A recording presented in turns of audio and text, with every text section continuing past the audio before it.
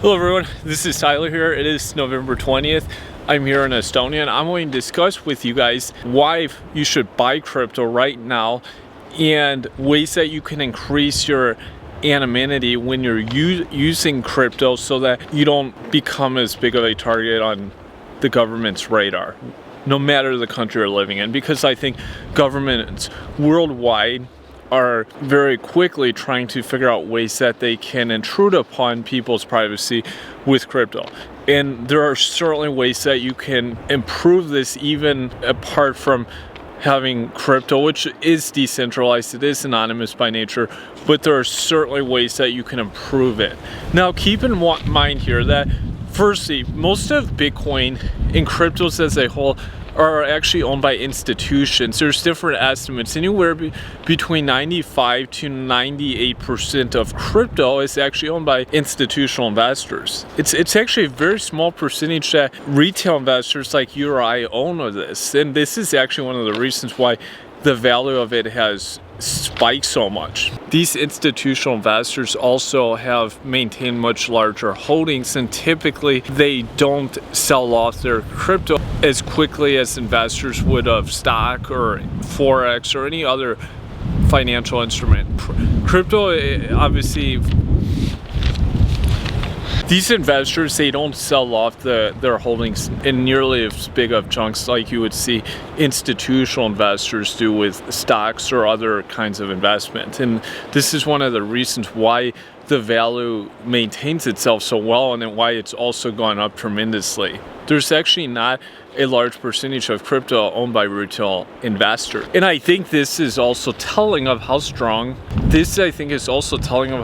an investment it is, just by the fact that when you look at other kinds of investments, whether it's stocks or bonds or anything, typically institutions are much quicker to sell off large chunks that they don't believe are of value to them and often decline in the price, especially if we look at a market like small cap stocks. And we're not seeing this nearly to the same degree with crypto. This just shows you how strong the speculative value of crypto is in the next several years. Also keep in mind that there's only so much crypto created. When we look at Bitcoin initially, the amount that was created was small, but over time it's became smaller and smaller and smaller. So there's a very limited supply of Bitcoin, which has also helped spike the value so quickly in the past few years. And this is really interesting here. Understand that institutional investors typically only liquidate small amounts at a time. This kind of goes back to what I was saying, that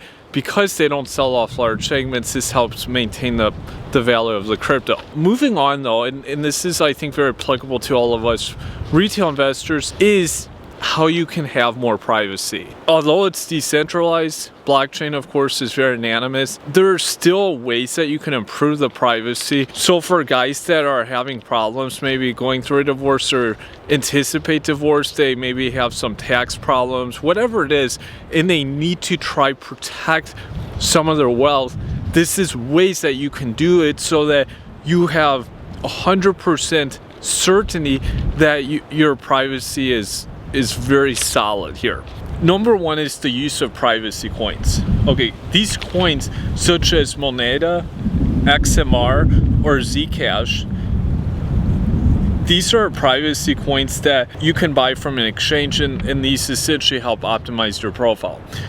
The next thing is to use coin mixers. This is also known as a mixing technique, which is utilized by certain platforms like CoinJoin, and what it does is it helps confuse the ownership trail. Cryptos like Dash actually have these coin mixers built in. The next one is reusing the same address. This is something you should avoid at all costs. Using Bitcoin addresses 2 or more times actually reduces the privacy, allowing others to discover who has control over the wallet. Now, yeah, this may not always be the case, but this can certainly just be one other measure to increase the privacy here. The next one is to use Nymphs, and Nymphs are reusable payment code. Nymphs help to improve privacy by allowing people to publicly post or provide their payment to family or friends without revealing their account balance or transaction history. The next one is using a VPN or a Tor, which these are something I think can be used in other areas also. VPN I would actually look into for anyone using the internet, especially in Western countries. And of course we know that VPNs improve privacy by not revealing the actual IP address. The next one is to do KYC, which is know your customer. I think this is pretty self-explanatory. The next one is not to transfer payments from one direct address to another, or wallet to wallet, which people have different opinions on. I think with smaller amounts it's fine.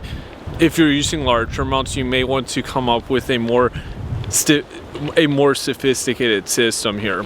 And these are just some of the major points here, and there are certainly other ways, of course, you can optimize the privacy. Just understand that no matter what, nothing's 100% certain, but utilizing at least 3 of these measures can really help, honestly.